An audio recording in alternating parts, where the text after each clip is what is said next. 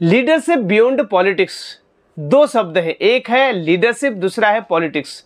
Leadership मतलब जो लोगों का नेतृत्व करते हैं, ऐसे लोग जो नेता हैं, और दूसरा पॉलिटिक्स, पॉलिटिक्स अर्थात राजनीति।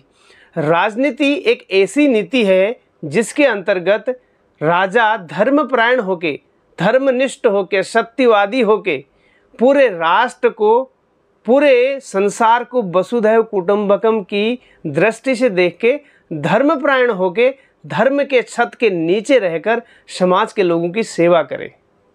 परंतु वही राजा अगर भ्रष्टाचार में लिप्त हो गया तो फिर क्या होगा?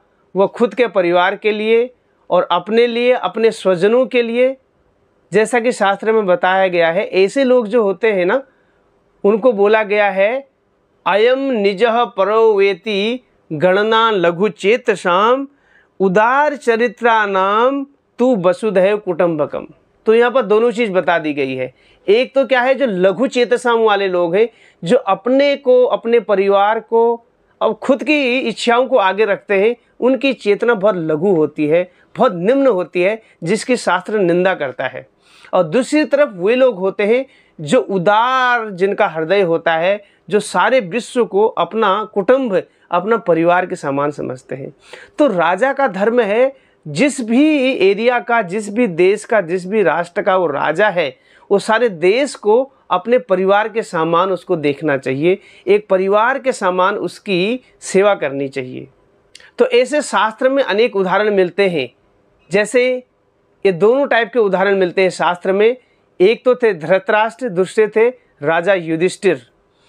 धृतराष्ट्र कैसा राजा था? धृतराष्ट्र जिसके नाम से ही प्रतीत होता है, धृत मतलब आसक्ति, राष्ट्र मतलब देश से नहीं, उसका स्वयं का राष्ट्र, अपने को ही, अपने परिवार को, अपने स्वजनों के अपने लिए कार्य किया उसने।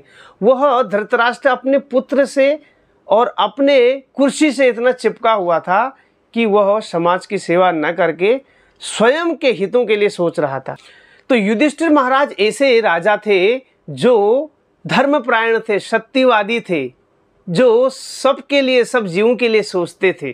तो इसलिए बताया भी गया है धर्मो रक्षति रक्षितः, जो धर्म की रक्षा करता है, धर्म उसकी रक्षा करता है। जो धर्म की रक्षा नहीं करता है, धर्म उसी का नाश कर देता है। तो इसलिए धृतराष्ट्र का नाश हो गया, सर्वनाश हो गया, क्योंकि धृतराष्ट्र ने जो भी किया धर्म के आधार पर नहीं किया। उसने क्या किया? कूटनीति किया। आज भी बड़ा दुर्भाग्य का विषय है, ये राजनीति को लोग कूटनीति से जोड़ते हैं। वास्तव में राजनीति का अर्थ राजधर्म से है। राजधर्म ये शब्द काफी सार्थक है, मैं उसी का पालन कर रहा हूँ, पालन करने का प्रयास कर रहा हूँ। राजा के लिए, शासक के लिए प्रजा प्रजा में भेद नहीं हो सकता, न जन्म के आधार पर, न जाति के आधार पर, न संप्रदाय के आधार पर। ये जो आजकल यूज करते हैं राजनीति, ये शब्द, इसको ये कूटनीति समझते हैं, तो कूटनीति से जोड़ते हैं, इसको कूटनीति समझा जाता है, गलत है। वास्तव में राजनीति तो बहुत ही बड़ा धर्म है। राजधर्म का भगवत गीता में भी वर्णन आता है, और राजाओं को, स्वयं जो राजा हैं, उनको भगवत गीता में बताया गया है कि वो भगवान के प्रतिनिधि हैं और राजधर्म का उनको पालन करना है, अन्यथा वह समाज में सेवा करने के लायक नहीं है। और राजाओं को स्वयं इस गीता को पढ़ना चाहिए। सभी को गीता का ज्ञान होना जरूरी है। अगर वो गीता नहीं पढ़ेंगे तो कैसे उनको पता लगेगा कि क्या धर्म है, क्या अधर्म है। जैसा कि भगवत गीता में स्वयं भगवान बताते हैं, भगवत गीता के 4 चैप्टर में श्री भगवान वाच एवं विवस्वते योगम प्रोक्तवान अहम अव्ययम विवस्वान मनवे प्राह मनुरुक्षा क्वे अब्रवीत।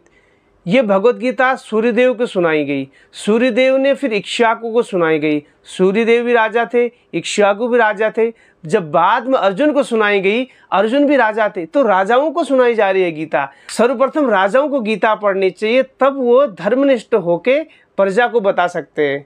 वास्तव में ये राजाओं को बतानी चाहिए सारी बातें, लेकिन आजकल राजा पढ़ते नहीं, इसलिए प्रजा को राजा को बतानी पड़ती है, भगवत गीता सुनानी पड़ती है।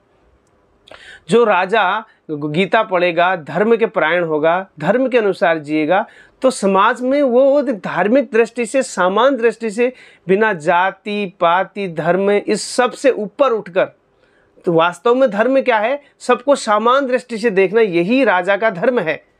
हर चीज़ का अपना एक धर्म होता है। जैसे पानी का धर्म क्या है, तरलता। बिजली का धर्म क्या है, रोशनी देना, लाइट देना, प्रकाश प्रदान करना। और इस प्रकार से नमक का धर्म क्या है, नमकीन होना। तो ऐसे ही राजा का अपना धर्म है, राजधर्म का पालन कर। राजधर्म जो समाज के सारे तबके के लोगों को समान दृष्टि से उसको न्याय कर पाए। जैसे कोई भी राज्य हो, चाहे सब जगह समान दृष्टि से उनको विकास करना चाहिए। अगर इस तरीके से कोई अगर राज करता है तो वह बहुत लंबे समय तक चलेगा, है ना, फ्यूचर में। अब अभी चुनाव में लोगों के अपने अपने अलग अलग मुद्दे हो सकते हैं, प्रचार करने के तरीके अलग हो सकते हैं, ये अलग बात है, परंतु बनेगा तो एक ही, जीतेगा को एक ही। सब लोग तो जीत नहीं सकते हैं। अगर जो भी जीतेगा उसके बाद उसको सबको समान दृष्टि से देखते हुए सभी जगह विकास करना चाहिए, सबको सुविधा देनी चाहिए, क्योंकि वो तो फिर राजा सारे देश का होगा ना, तो किसी एक व्यक्ति का नहीं है। तो जनता को ये नहीं है कि दायित्व है, इवन खाली मनुष्य ही नहीं, अन्य जो प्राणी भी हैं, पशु पक्षी भी, उनकी भी सेवा होनी चाहिए। हम अपने को तो काटते नहीं, अपने बच्चों को तो मारते नहीं, क्यों हम पशु पक्षियों को मारेंगे, काटेंगे? सबकी रक्षा होनी चाहिए, क्योंकि सबको जीने का अधिकार समान रूप से भगवान ने दिया है।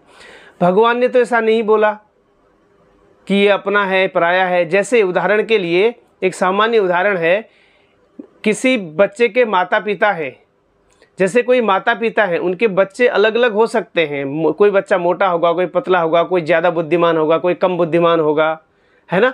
लेकिन माता पिता के लिए बच्चों की परवरिश और बच्चों के लिए जो भाव है, प्रेम है, वो तो समान रूप में रहेगा, उसमें कोई अंतर नहीं होता है।